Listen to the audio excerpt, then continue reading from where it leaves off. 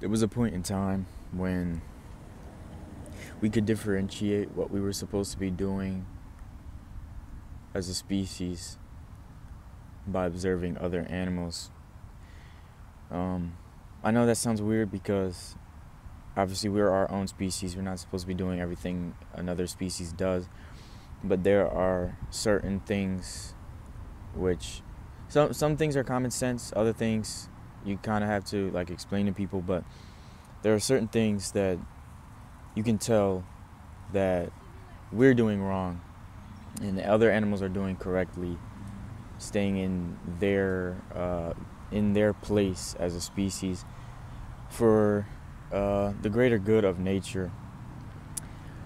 However, nowadays it's gotten so bad that even the animals have been affected to a point where their behavior, we can't even rely on observing what the animals are doing because they're acting accordingly as well. So I'm just thinking about how we've even gotten them addicted to certain foods. Like, you can't even, like, okay, for instance, I would always say, when I go to the market, if the flies aren't touching it, I'm not going to touch it. I still stand by that statement precisely. If they're avoiding it, then I'm definitely going to avoid it.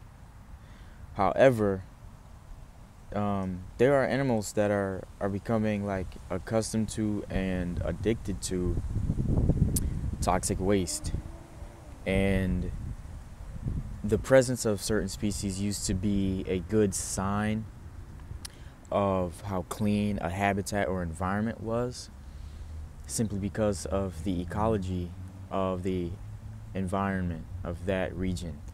But you can go to a place where the water is contaminated and there's still fish and there's still wading birds and who knows what other species will still be in that area because they're accustomed to it and they've got adjusted to the toxic waste, which is very unfortunate because we have ducks addicted to bread and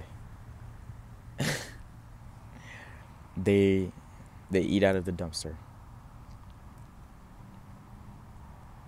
They were drinking who knows what liquid sitting on the ground next to the dumpster. And we can't just rely on the observation of animals because there's so many. If almost everywhere has been touched and tampered with and tainted, contaminated, polluted, etc., you have the whole Great Pacific island of trash, and then microplastics, leaching, chemicals is terrible.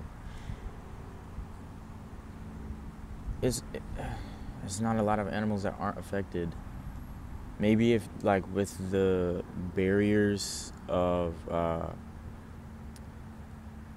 water density differences, if there's a layer in a different zone deep in the ocean that has not been touched yet, maybe. But if it lives out here breathing this air and drinking it, especially on this land, like, there's nothing on this land that has not been affected by at least 1%. And so when you're talking about observing animal behavior, saying, oh, this is normal because look, there's this animal that does it, there's this animal. No, okay.